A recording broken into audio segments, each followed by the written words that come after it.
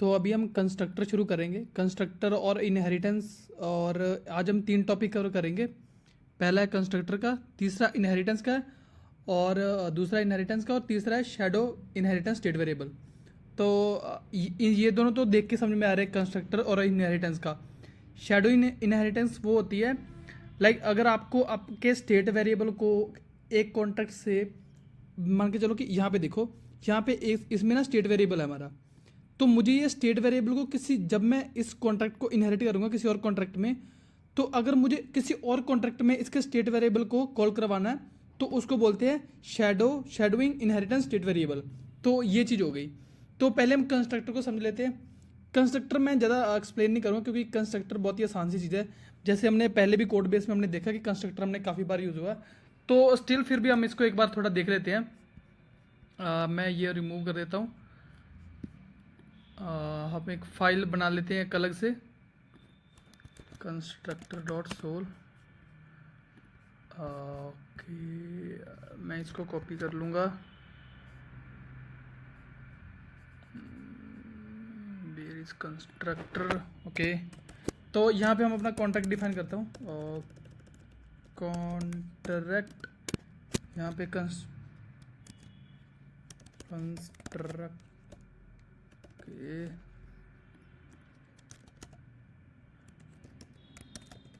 Constructor ऐसे लिख देता हूँ मैं, जो कि स्पेलिंग गलत है इसके। मैंने गलत स्पेलिंग इसलिए लिखे हैं क्योंकि अगर सही स्पेलिंग लिखूंगा कंस्ट्रक्टर के, तो वो एक कीवर्ड है, वो कीवर्ड रिजर्व कीवर्ड है, तो वो इसमें चलेगा नहीं। जब ठीक है, तो इसलिए मैंने ये स्पेलिंग थोड़े से ऑल्टर कर दी है।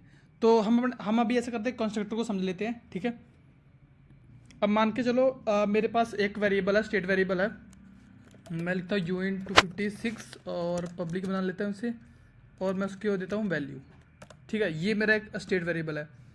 अब मैं स्टेट वेरिएबल को ना, मतलब कंस्ट्रक्टर क्या होता है कि मैंने पहले ही बताया था, कंस्ट्रक्टर होता है जो जब भी हम प्रोग्राम को, हमारे कॉन्ट्रैक्ट को डिप्लॉय करेंगे, कंस्ट्रक्टर सिर्फ एक ही बार कॉल होता है, और उसी टाइम उसमें जो भी हम वैल्यू सेट करना चाहें वो हम सेट कर सकते हैं। ठीक है, तो यहाँ पे हम एक एग्जांपल लेते हैं, कंस्ट्रक्टर।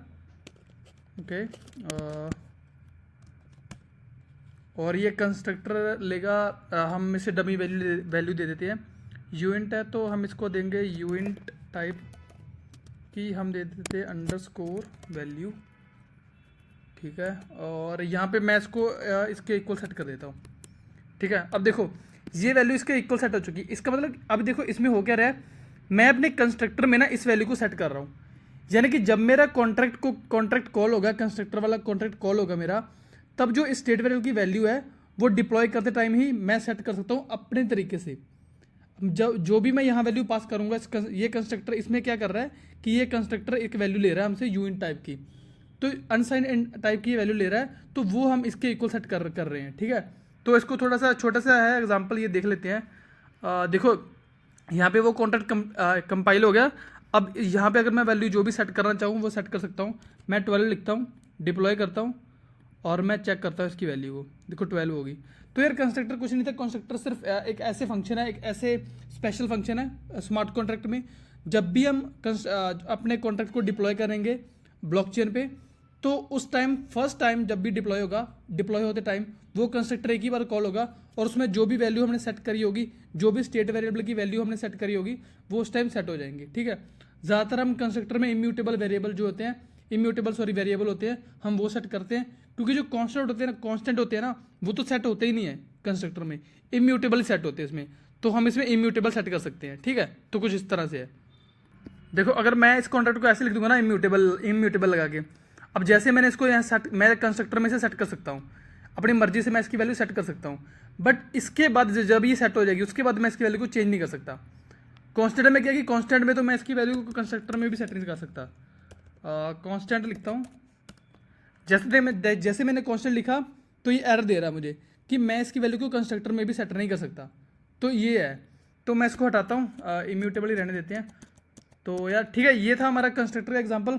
अभी हमने कंस्ट्रक्टर तो देख लिए, अब हम नेक्स्ट मूव कर जाते हैं, जो कि हमारा इनहेरिटेंस है। अभी हम इनहेरिटेंस देख लेते हैं। ठीक है, मैं दोबारा जाऊँगा अपने फाइल कॉन्ट्रैक्ट वाले फोल्डर में, वहाँ पे एक देखो ये बनी हुई है ऑलरेडी। तो तो ये वही वाला कोड है जो सॉलिडिटी बाय एग्जांपल में लिखा हुआ कोड। ये क्योंकि बहुत ही सिंपल सा कोड है, बहुत ही आसान सा कोड है, तो ये समझने में भी थोड़ी आसानी होगी। तो हम यही कोड समझेंगे। मैं इसको कट कर देता हूँ पूरे को। ओके, तो हम शुरू से समझते हैं चीज़ों को। पहले तो हम यही समझ लेते हैं कि इनहेरिटेंस का मतलब क्या होता है। तो इनहेरिटेंस का मतलब इसमें जो सॉलिडिटी में है वो सीधा सीधा ये है कि जब भी मैं अपने पेरेंट्स से मान के चलो कि मेरा एक कॉन्ट्रैक्ट डिप्लॉय है, क्योंकि आपको पता है मैं इस इन्वायरमेंट में जितने मर्जी चाहे उतने कॉन्ट्रैक्ट डिप्लॉय कर सकता हूँ, उतने जितने मर्जी चाहे उतने कॉन्ट्रैक्ट में रख सकता हूँ। तो जब भी मेरा एक कॉन्ट्रैक्ट ऊपर है, एक कॉन्ट्रैक्ट नीचे है, जब वो नीचे वाला कॉन्ट्रैक्ट चाहेगा ना कि मुझे ऊपर वाले कॉन्ट्रैक्ट की भी फंक्शनैलिटी मिल जाए, कि मेरी फंक्शनैलिटी तो है ही नीचे वाला कॉन्ट्रैक्ट, एक बी कॉन्ट्रैक्ट है, एक ए कॉन्ट्रैक्ट है, ठीक है। मैं मान के चलता हूँ कि यहाँ पे मेरा एक ए कॉन्ट्रैक्ट है, ओके, और एक यहाँ पे मेरा कॉन्ट्रैक्ट है, बी कॉन्ट्रैक्ट है। और ये बी कॉन्ट्रैक्ट चाहता है कि मैं क्या करूँ, मेरे में खुद की जो प्रॉपर्टी वो तो रहेंगी, मैं ए वाले की प्रॉपर्टी भी अपने में इनहेरिट कर लूँ। तो वो है इनहेरिटेंस, यानी कि अपने पेरेंट कॉन्ट्रैक्ट की प्रॉपर्टी को अपने अंदर इनहेरिट करना, और उनको चाहे तो उनको चेंज कर लेना, नहीं तो जैसी है वैसी इनहेरिट कर लेना, ठीक है। तो वो है इनहेरिटेंस। तो अभी इनहेरिटेंस को थोड़ा सा अच्छे से समझ लेते हैं। अभी ये हमारा पहला कॉन्ट्रैक्ट है, तो मैं इसमें एक फंक्शन लिख देता हूँ, फंक्शन फू करके लिख देता हूँ फंक्शन, और पब्लिक प्योर है क्योंकि हम कोई स्टेट रीड नहीं कर रहे, तो हम प्योर डालेंगे। एक है वर्चुअल, ये अभी हम समझते हैं कि वर्चुअल क्या है। ओके, वर्चुअल और रिटर्न क्या करवाना मेरे को, memory string. Okay, it's not like this.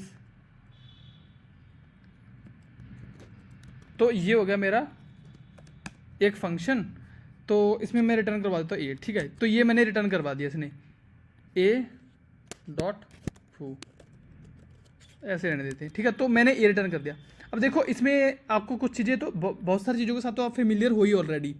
मैंने लिखा फू यानी कि एक मेरा फंक्शन का नाम है, ये मेरी विजिबिलिटी है कि पब्लिक होगा फंक्शन। वो प्योर इसलिए है क्योंकि हम यहाँ पे ना तो स्टेट को रीड कर रहे हैं, ना स्टेट को वैल्यू को चेंज कर रहे हैं।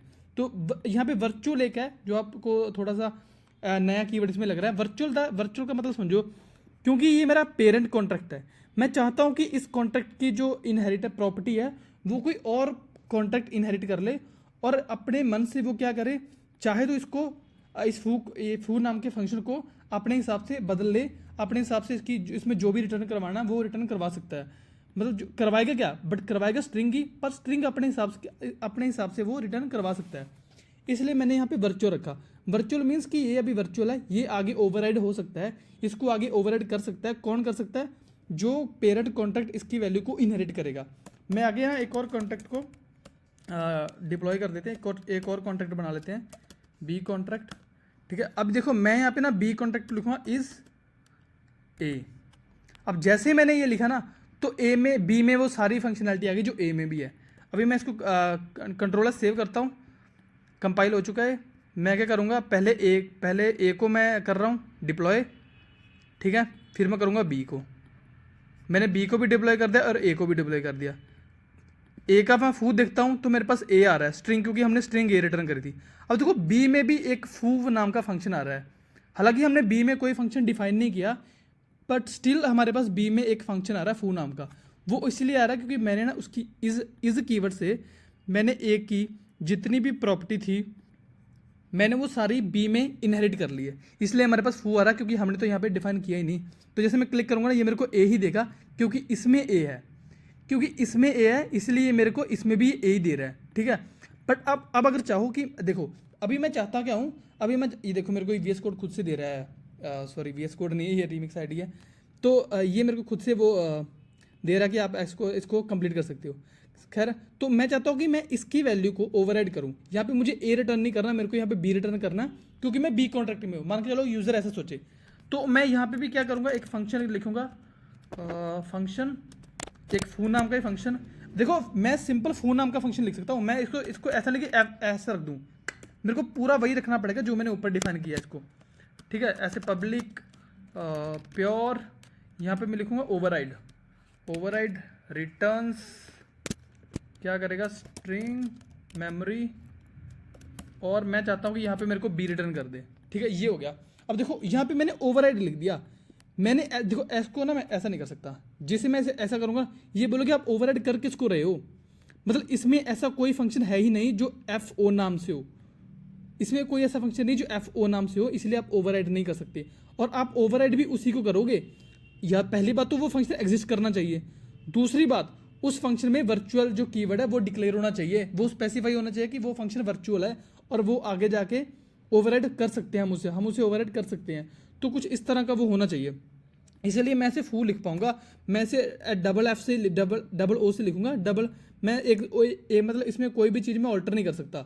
जैसे मैंने यहाँ फंक्शन डिक्लेयर किया वैसे मैं यहाँ करूँगा। तो मैं इसको एक बार कंपाइल कर लेता हूँ। मैं दोबारा इस बी कॉन्ट्रैक्ट को कंपाइल करूँगा और डिप्लॉय करूँगा। बी को डिप्लॉय किया, अब यह हुआ होगा तो उसमें बी आ रहा है, तो इसने इसकी वैल्यू को ए आ रहा था पहले हमारे पास, अभी हमने ओवरराइड करके उसे बी कर लिया। ठीक है, तो ये था एक सिंपल सा इनहेरिटेंस की फर्स्ट एग्जांपल। अभी जो नेक्स्ट चीज़ है ना वो है कि मल्टीपल इनहेरिटेंस। ये तो हमने एक की देख ली, अब मैं चाहता हूँ कि मल्टीपल इनहेरिटेंस। उसके लिए मैं क्या करता हूँ, इस बी को ना थोड़ा मॉडिफाई करते हैं हम, इसको मैं हटाता हूँ और यहाँ पे मैं फू ही लिखता रहा, हाँ मैं फू ही लिख देता हूँ। ठीक है, तो मैं फू लिखा रहता हूँ और मैं बी रिटर्न कर देता हूँ। कंट्रोलर सेव करूँगा, इन दोनों को हटाऊँगा। ठीक है, अब मैं एक थर्ड कॉन्ट्रैक्ट बनाऊँगा, कॉन्ट्रैक्ट सी लिख देता हूँ उसे। Okay, C is A and B, सही लिख दिया इसने। ओके,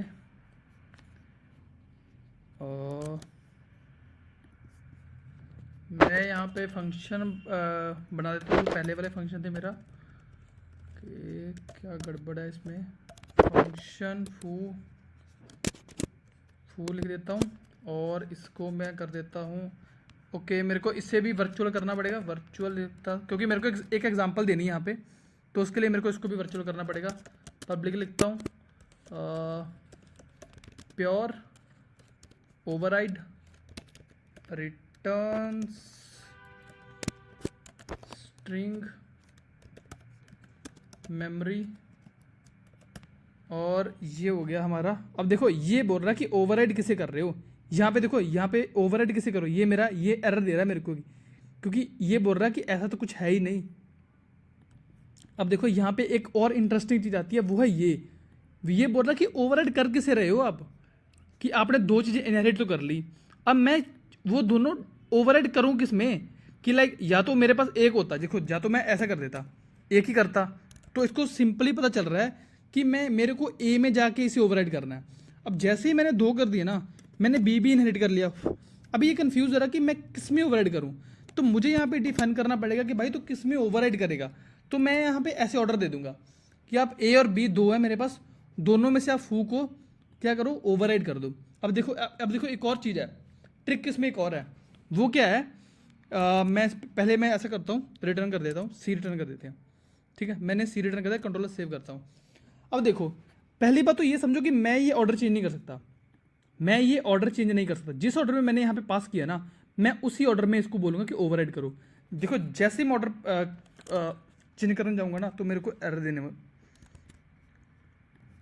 मेरे को ये ना एरर देता जैसे मैं ऑर्डर चेंज करूँगा। अभी देखो यहाँ पे ना एरर दे नहीं रहा, मैं इसका रीज़न बताता हूँ कि क्यों नहीं दे रहा है एरर, क्यों नहीं दे रहा पता है, क्योंकि ये दोनों बेस लाइक कॉन्ट्रैक्ट है। ये मैंने इसीलिए दिखाया क्योंकि एक और टर्म आगे आने वाली है जो कि बेस लाइक और पेरेंट चाइल्ड लाइक, यहाँ पे हम आगे एक और चीज़ कवर करने वाले हैं, उसी के लिए मैंने ये चीज़ आपको करके दिखाई अभी ओवरराइड वाली, कि उसमें दो चीज़ें पास हो रही है। अब देखो पहली एग्जांपल देखो, पहला ये है कि जब दोनों कॉन्ट्रैक्ट, अभी समझ लो, अभी के लिए ये समझो कि जो मैं बता रहा हूँ अभी वो समझो सिर्फ, जब दोनों कॉन्ट्रैक्ट किसी को इनहेरिट नहीं कर रहे, किसी को भी इनहेरिट नहीं कर रहे हैं दोनों कॉन्ट्रैक्ट, ठीक है, दोनों कॉन्ट्रैक्ट खुद में वो पेरेंट कॉन्ट्रैक्ट है अपने अपने, तो वो इनहेरिट नहीं कर रहे, तो मैं जैसे ओवरराइड लिखता हूँ ना, तो मैं इसकी वैल्यू को अल्टर कर सकता हूँ। मैं इसकी वैल्यू को, जो ये दोनों है ना, मैं इन दोनों को स्वैप कर सकता हूँ, आपस में ए को आगे लिख सकता हूँ या बी को पीछे लिख सकता हूँ, ऐसा कर सकता हूँ। और यहाँ पे भी मैं ऐसा कर सकता हूँ, मैं बी लिख सकता हूँ और फिर ए लिख सकता हूँ, कंट्रोलर सेव करूँगा, तो ये दोनों टाइम पे काम करेगा। ठीक है, तो जैसे ही ये होगा ना, जैसे ही काम करेगा, तो ये क्या करेगा, पहले तो देखा बी में फिर ए में, जैसे दोनों में जाएगा और चेक करेगा फू किस में है, फू इसको दोनों में मिलेगा, ठीक है। बट देखो ओवरराइड किसको करेगा, मैंने यहाँ पे ओवरराइड का वो लिख दिया कि ओवरराइड कैसे करेगा, बी में जाएगा ए में सॉरी लास्ट में जाएगा ए में, तो जो ए का फू है ना वो उसको ओवरराइड करके सी कर देगा। कंट्रोलर सेव करूँगा इसे मैं, दोबारा डिप्लॉय करूँगा मैं ए कॉन्ट्रैक्ट को, ए को बी को सी को सीधा करता हूँ क्योंकि वो खुद ही वैल्यू ऑल्टर कर देगा।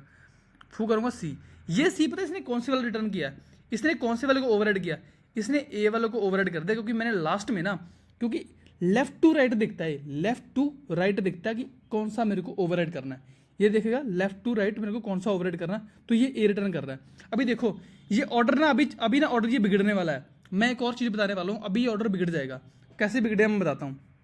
अब मान के चलो कि मैं यहाँ पे एक और कॉन्ट्रैक्ट को डिक्लेयर करता हूँ, उसका नाम के रख देता हूँ, और के को भी मैं ऐसे करता हूँ, इसको भी फू ही रहने देता हूँ, फू करता हूँ प्योर वर्चुअल, और ये रिटर्न कर रहा है मेरे को, ये नहीं रिटर्न में मेरे को के ही चाहिए और वो भी स्ट्रिंग में, ओके रिटर्न में मेरे को चाहिए स्ट्रिंग और मेमोरी, नॉट मेमोरी ओके, मेरे को के चाहिए। अभी मैं क्या करता हूँ, इसमें जाता हूँ, इज़ के लिखता हूँ, अभी क्या हुआ है, ओके मेरे को यहाँ पे करना है इसको ओवरराइड। देखो ये वाला ना नीचे वाला एरर दे रहा था, देखो मैं ना इसको कमेंट आउट दोबारा वो कर देता हूँ, जैसे मैं इसको कमेंट आउट नहीं करता हूँ ना, मैं इसको ऐसे रहने देता हूँ तो मेरे को ऊपर एरर दे रहा है, मैं बताता हूँ कि वो एरर भी क्या है, पहले मैं इसको कमेंट आउट ऐसे कर देता हूँ।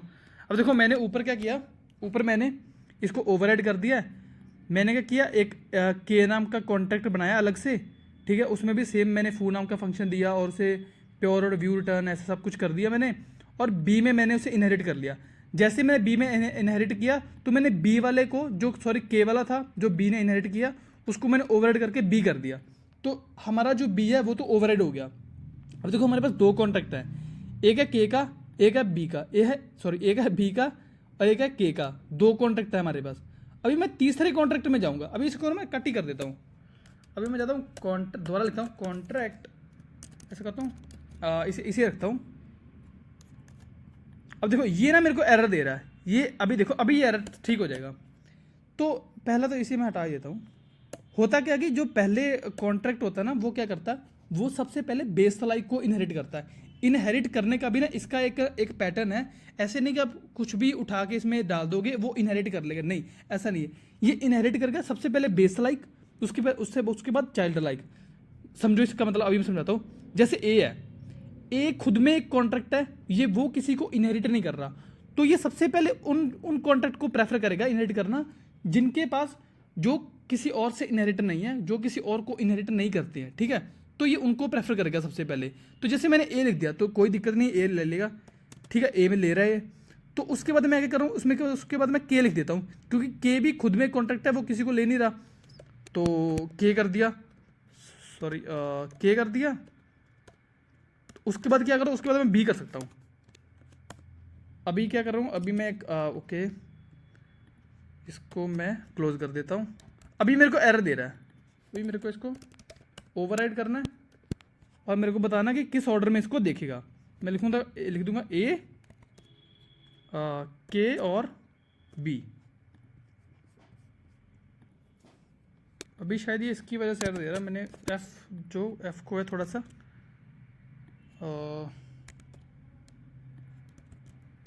ठीक है। ये क्या बोल रहा है, एक और एरर हमें आ गया, ये क्या बोल रहा है, ये पता नहीं क्यों एरर दे रहा है, ये एरर दे रहा है किस बात का, कि try to override a non virtual function, did you forget to add the virtual keyword. तो मैंने तो इसको बी को इनहेरिट किया, के इनहेरिट किया मैंने बी में, ठीक है, तो बी में मैंने ये वाला फंक्शन ओवरराइड किया फू वाला, जो कि फू ऊपर भी है, प्योर है, वर्चुअल है, मैंने वर्चुअल ऊपर डिक्लेयर किया, बट ये स्टिल ये बोल रहा है कि आप ऐसे फंक्शन को ओवरराइड करना चाह रहे हो जो कि वर्चुअल आपने कीवर्ड जो है उसमें डिफाइन नहीं किया। Relevant part start over, okay तो अभी हम इसमें क्या कर रहे हैं, हमने सेम ही कोड लिया है, थोड़ा सा चेंज है। हमने क्या किया, इसमें हमारे पास एक कॉन्ट्रैक्ट है जिसमें एक फू नाम का फंक्शन है जो सेम है, जो ए रिटर्न कर रहा है। बी है, अब बी क्या कर रहा है, इसमें बी ए को इनहेरिट कर रहा है और उसके बाद बी जो ए वाला जो फंक्शन है उसे ओवरराइड कर रहा है, जहाँ की हमने यहाँ पे लिखा हुआ है, ठीक है, उसे ओवरराइड कर रहा है। ओके, अभी मेरे को समझ आ गया पिछले वाले कोड में क्या दिक्कत थी। यहाँ पे हमने वर्चुअल कीवर्ड डिफाइन नहीं किया था, तो पहले इसी को समझ लेते हैं। तो ये देखो हमारे पास एक कॉन्ट्रैक्ट है जो कि फू को डिक्लेयर कर रहा है, सॉरी फू को डिफाइन कर रहा है और फू को रिटर्न कर रहा है ए हमारे पास। अभी देखो बी है, बी क्या कर रहा है, बी ए को इनहेरिट कर रहा है और वो भी फू को ओवरराइड करके बी दे रहा है, ठीक है। तो वो बी का जो बी रिटर्न कर रहा है वो फू वाला जो है वो ए का है। तो ये क्या कर रहा है, ये वाला फू किसका है, ये फू ए का है। इस ए वाले को वो ओवरराइड कर रहा है और बी वाले को मैं यहाँ पे दोबारा डिफाइन करके उसे दोबारा रिटर्न कर रहा है, अपनी मर्जी से कोई भी वैल्यू रिटर्न करवा रहा है, ठीक है। अब फिर आ जो सी भी ए को इनहेरिट कर रहा है। देखो इसमें मैं अभी ये क्यों कर रहे हैं हम, इसमें जो हमने लास्ट में एक चीज़ मैंने आपको बताई थी कि इनहेरिटेंस, मल्टीपल इनहेरिटेंस और मल्टीपल ओवरराइड होते हैं। तो वो चीज़ हम इसमें सीख रहे हैं कि मल्टीपल इनहेरिटेंस और मल्टीपल ओवरराइड कैसे करते हैं। तो उसके लिए ना ये वाला एक पैटर्न है समझने के लिए। तो अभी समझो एक सी कॉन्ट्रैक्ट है हमारे पास जो कि वो भी ए को ही ले रहा है और ए वाले फंक्शन को ही ओवरराइड करके उसे सी कर दे रहा है, उसको सी में रिटर्न कर रहा है, ठीक है। अब आ जाओ डी पे।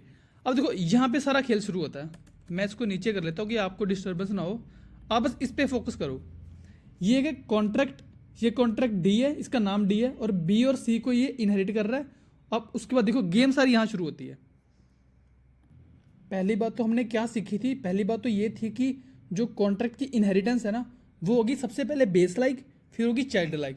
अभी देखो इसमें जो बी और सी है ना, बी और सी देखो, बी और सी ये दोनों ही इक्वल है, इक्वली चाइल्ड लाइक है, यानी कि इन दोनों ने जो इनहेरिटेंस है, इन दोनों की इनहेरिटेंस सेम ही है। ए को इसने भी इनहेरिट कर रखा है, ए को इसने भी इनहेरिट कर रखा है। तो इन दोनों का मैं अगर देखो, इन दोनों का अगर मैं सीक्वेंस चेंज भी कर दूँ ना, यहाँ पे सी लिख दूँ और यहाँ पे सी लिख दूँ और यहाँ पे मैं बी लिख दूँ, तो इसे कोई फ़र्क नहीं पड़ रहा, इसे कोई भी फ़र्क नहीं पड़ रहा, क्योंकि ये एज इट इज़ ले लेगा यार, एज इट इज़ ही ये ले लेगा, एज इट इज़ इनको इनहेरिट कर लेगा। क्यों? क्योंकि दोनों ही सेम ही चाइल्ड टाइप के हैं, दोनों एक ही फंक्शन को इनहेरिट कर रहे हैं, सॉरी एक ही कॉन्ट्रैक्ट को इनहेरिट कर रहे हैं। तो और कर भी किसी को रहे एक ही है, दोनों में एक ही है और कर भी सेम को ही रहे हैं। तो इनकी वैल्यू मैं यहाँ पे चेंज भी कर सकता हूँ। अब दिक्कत कहाँ होती है पता है, अगर मैं ए को इनहेरिट करूँ ना, इसमें ए के, अभी हम ए वाला देखते हैं, पहले इसे समझ लेते हैं। अब देखो मैंने इनको ऐसे तो ले लिया, अब इनको मैं डिफ़ॉल्ट ही रहने देता हूँ जैसे पहले जैसे थे, ठीक है। देखो बी और सी है। अब देखो अब जब मैं ऐसा डिफाइन करूँगा ना कि मेरे पास फू है, फू क्या है, अब फू वही है, इन दोनों में फू होगा, या तो इन दोनों में फू सकता है या किसी एक में होगा, ठीक है। पहली बात तो ये हो गई। तो फू तो मतलब मस्ट है कि होना तो चाहिए उन दोनों में से एक में या दोनों में होना चाहिए, पहली बात। दूसरी बात है कि जब हम ओवरराइड कर रहे हैं ना, इसे ओवरराइड कर रहे हैं, तो मैं डिफाइन करूंगा कि मैं ओवरराइड किस वे में करूंगा, कि लाइक ये ज़्यादा लेफ्ट टू राइट ओवरराइड करता है, तो ये जाएगा पहले बी में और फिर सी में। तो सी राइट मोस्ट है, तो ये क्या करेगा, सी वाले को ओवरराइड कर देगा। जो सी वाला फू है ना, जो फू सी वाले में डिफाइन है, ये उसको ओवरराइड कर देगा, ठीक है। तो ये देखो रिटर्न सुपर डॉट फू, सुपर डॉट फू का मतलब ये समझो कि पेरेंट में जिन जिन के पास भी फू है ना, उन सबके पास जाके कॉल करो फू को। पर सिर्फ करेगा किसके पास जाके, ये जाएगा सबके पास। सुपर डॉट फू का मतलब है कि जाएगा ये सबके पास, जो भी इनहेरिट कर रखे हमने यहाँ पे, उन सबके पास जाएगा, उनमें चेक करेगा फू किसके पास है। बट रिटर्न किसे, जो ओवरराइड किसे करेगा, जो राइट मोस्ट होगा इनमें दोनों में से। जब हम यहाँ डिफाइन करेंगे, इन दोनों में जो राइट मोस्ट होगा ना, उसको ये फू को जो है उसकी वैल्यू को ऑल्टर कर देगा, उसकी वैल्यू को चेंज कर देगा ये, ठीक है, उसको रिटर्न कर देगा। देखो अभी यहाँ पे हम क्या कर रहे हैं, हम यहाँ पे वैल्यू को चेंज नहीं कर रहे, यहाँ पे सिर्फ हम देख रहे हैं कि ये किसकी वैल्यू को कॉल कर रहा है। अभी देखो मैं कंट्रोलर सेव करता हूँ। सुपर डॉट फू का मतलब है, फिर से समझ लो, सुपर डॉट फू का मतलब है कि ये पेरेंट में जाएगा, सब में देखेगा फू अगर है या नहीं है, चेक कर लेगा पहले तो, फिर उसके बाद ओवरराइड करना शुरू कर देगा, ठीक है। ओवरराइड कैसे करेगा, बी टू सी जाएगा, sorry right to left, sorry left to right जाएगा, लेफ्ट में बी है, राइट मोस्ट में सी है, तो ये सी वाले को ओवरराइड कर देगा। कंट्रोलर सेव करता हूं मैं से कॉन्ट्रैक्ट में, तो डी वाले कॉन्ट्रैक्ट को मैं डिप्लॉय करता हूं, ठीक है। मैंने डी वाले को डिप्लॉय किया, एक मैं कर लेता हूं सी वाले को डिप्लॉय, क्योंकि मेरे को सी वाला भी चाहिए। बी वाला भी कर ही लेते हैं। बी वाला, अगर मैं बी वाले को करूँ तो मेरे पास बी आ रहा है, और सी वाले को करूँ तो मेरे पास सी आ रहा है। अब ये मेरा डी वाला, डी वाले को करूँगा ना तो मेरे पास सी आना चाहिए। देखो सी आ रहा है। अब मैं इसको चेंज करके देखता हूँ, इसको यहाँ पे मैं सी लिख देता हूँ और यहाँ पे मैं डी लिख देता हूँ, और नॉट डी, बी लिख देता हूँ। कंट्रोलर सेव करता हूँ इसे, मैं दोबारा डिप्लॉय करूँगा इसको मैं। हमारा कॉन्ट्रैक्ट डी है, डिप्लॉय किया इसे मैंने, और ये रहा मेरा कॉन्ट्रैक्ट डी। तो ये रिटर्न कर रहा है सी। अब देखो ये सी कैसे रिटर्न कर रहा है, यही एक एरर है, यही एक और मिस्टेक है जहाँ पे हम मिस्टेक कर सकते हैं। मैंने जैसे आपको पहले बताया था कि यहाँ पे ना, जो यहाँ पे जहाँ पे दिखता है लेफ्ट टू राइट, राइट दिखता है, लेफ्ट टू राइट दिखता है, तो जो राइट मोस्ट होता है उसको ना ये क्या करता है, उसको ओवरराइड कर देता है, सॉरी उसको कॉल करता है और उसको ओवरराइड करता है। अब देखो यहाँ पे मैंने ये एग्जांपल देने के लिए बोला, बट ये एक्चुअली में ये नहीं है, एक्चुअली में ये नहीं है, एक्चुअली में होता है ये मैंने सिर्फ इसलिए बोला कि यहाँ पे हम गलती करें और आप कंफ्यूज हो जाओ। जैसे आप कंफ्यूज होगे और हमारा आंसर गलत आएगा तो वो जो गलत आंसर होते हैं वो याद रह जाते हैं, गलत आंसर याद रह जाते हैं। तो अगर मैं देखो, अगर मैं इसे सही कर देता, बिल्कुल मैं सही बता देता, यहाँ पे भी मैं बिल्कुल इसको सही एक्सप्लेन कर देता, तो आपको मे भी पहली बार में समझ आ जाता। बट आप इसको ना स्किप कर देते, ऐसे मतलब माइंड में याद रखने की कोशिश नहीं करते। पर अभी करा क्या हमने, अभी हमने इसको गलत कर दिया। मैंने इसको चेंज करके भी देखा, बट इसने मेरे को वैल्यू तो सेम ही दी, इसने सी ही वैल्यू दी मेरे को। अब क्यों दी पता, सी वैल्यू। अब आ जाओ यहाँ पे, ये कभी भी यहाँ की सीक्वेंस नहीं देखता, ये यहाँ की सीक्वेंस देखता ही नहीं, ये देखता है यहाँ की सीक्वेंस, यहाँ की। यहाँ पे राइट मोस्ट कौन सा जो कॉन्ट्रैक्ट है ये उसमें जाएगा और उसको जाके ओवरराइड कर देगा। यहाँ तो मैंने सिर्फ ये डिफाइन किया है कि ओवरराइड करेगा किस किस को ये ओवरराइड करेगा। यहाँ पे तो मैंने सिर्फ वो डिफाइन किया है, मैंने ये नहीं बोला कि यहाँ पे कि इसमें राइट मोस्ट, ये अगर ये डिफाइन करूँ बी तो ये जाके बी को कॉल करे, नहीं, यहाँ पे वो नहीं करेगा, यहाँ पे करेगा।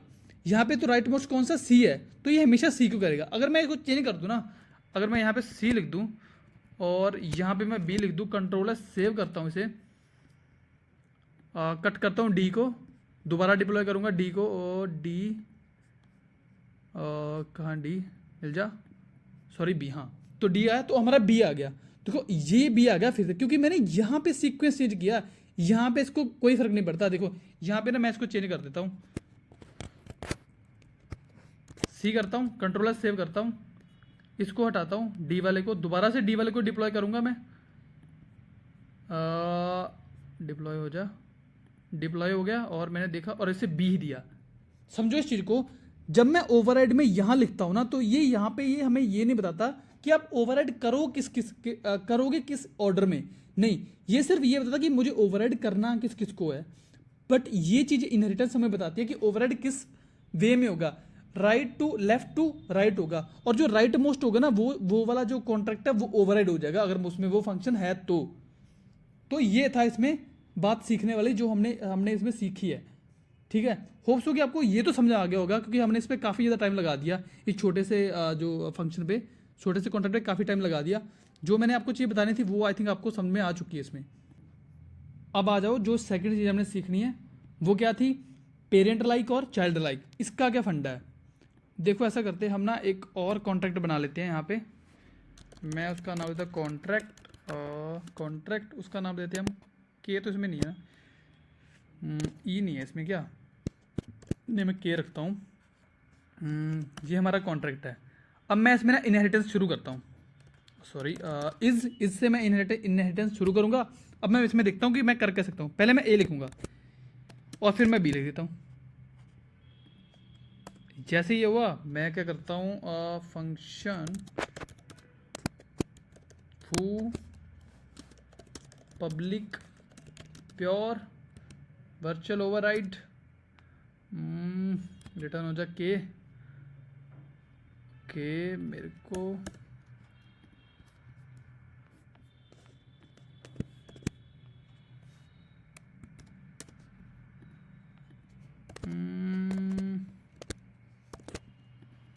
तो हमारा फंक्शन बन चुका है। ठीक है, बन के रेडी है।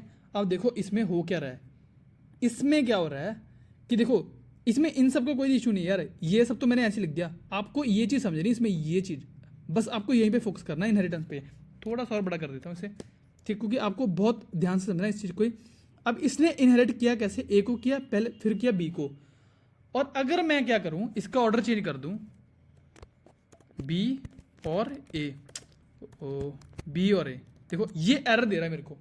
अब ये क्यों एरर दे रहा है, मैंने जैसे पहले बताया था कि कॉन्ट्रैक्ट इनहेरिट करता है सबसे पहले बेस लाइक को, उसके बाद चाइल्ड वाले को।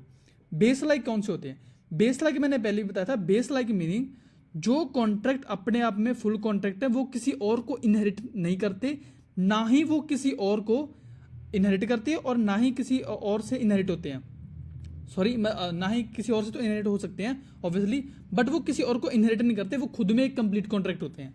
तो मैं यहाँ पे ए को सबसे पहले करूँगा, क्योंकि ए क्या है, ए एक ऐसा कॉन्ट्रैक्ट है जो कि पेरेंट एक्ट कर रहा है, पेरेंट एक्ट कर रहा है, बाकी के जो कॉन्ट्रैक्ट है वो उस पेरेंट की प्रॉपर्टी को ले रहे हैं, उसको इनहेरिट कर रहे हैं और अपने में उसे डाल रहे हैं, अपने कॉन्ट्रैक्ट की प्रॉपर्टी में उसे भी डाल रहे हैं। जैसे कि पेरेंट होता है, माता पिता के जो उनकी प्रॉपर्टी होती है, जो उनके गुण होते हैं थोड़े बहुत जो भी होते हैं ना, अच्छे बुरे जो भी होते हैं, वो बच्चे में आते हैं। तो वैसे ही क्या कि एक पेरेंट कॉन्ट्रैक्ट हमारा ए है और इसके जो गुण है, जैसे मैंने बी में इसे इनहेरिट कर लिया, तो बी में भी इसके गुण वो आ जाती हैं, ठीक है। जैसे हमने देखा था कि अगर मैं इसको कमेंट आउट भी कर दूं तो स्टिल इसके पास जो ए का फू है वो रहता है, ठीक है।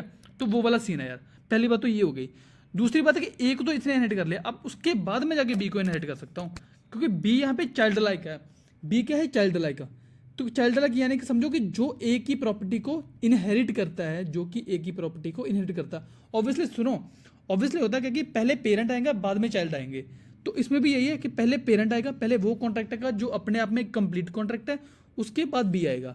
ऐसा नहीं हो सकता कि पहले बी आ रहा है फिर ए आ रहा है। तो यहाँ पे तो मैं वैल्यू को देखो, अगर मैं यहाँ पे वैल्यू को अगर चेंज करूँ ना, तो यहाँ पे कोई चीज़ें डिफरेंस क्रिएट कर नहीं रही, क्योंकि हमने आपको बताया था कि जो ये ओवरराइड है ना, ये सिर्फ ये स्पेसिफिक करता है कि ओवरराइड करेगा किस किस में जाके देखेगा कि ये फंक्शन है कि नहीं है, ठीक है, वो चीज़ है। अभी दोनों में जाके देखेगा। तो बट यहाँ पे जो है वहाँ पे हमें थोड़ा थोड़ा रहना है, थोड़ा कोशिश रहना है, क्योंकि यहाँ पे जो मोस्ट पेरेंट लाइक है वो पहले आएंगे और मोस्ट चाइल्ड लाइक है और वो बाद में आएंगे। तो ये था हमारा इनहेरिटेंस का। होप्स हो कि आपको इनहेरिटेंस समझ में आ गई होगी। तो जो नेक्स्ट हम टॉपिक कवर करेंगे वो है शेडोइंग इनहेरिटेंस का, ठीक है। तो मैं सोचता हूँ इसे भी कवर कर ही लेते हैं, अभी कवर कर लेते हैं, बट अभी थोड़ा वीडियो लंबा हो गया। तो आगे क्या करेंगे कि शेडोइंग इनहेरिटेंस और कॉलिंग पेरियड कॉन्ट्रैक्ट, ये दोनों बाद में नेक्स्ट वीडियो में कर लेंगे।